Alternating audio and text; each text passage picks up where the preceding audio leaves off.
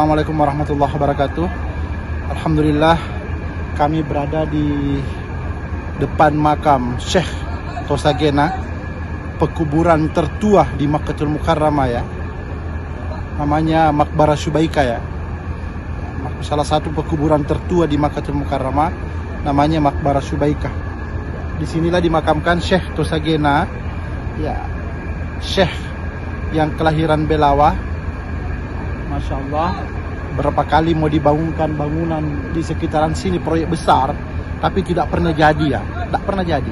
Kenapa? Karena setiap ada perencanaan, ada rencana tasmim, itu runtuh sendirinya.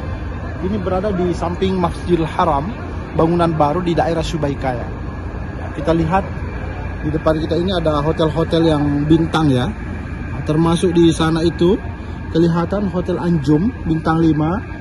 Kemudian di sini W Marriott ya. Kemudian di belakangnya itu ada namanya Hotel Double Tree ya, by Hilton. Ya, Masya Allah, tabarakallah.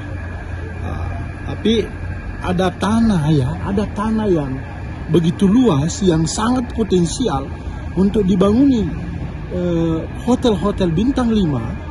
Tapi tidak bisa berdiri. Kenapa? Karena ternyata di makam ini adalah makam para waliullah.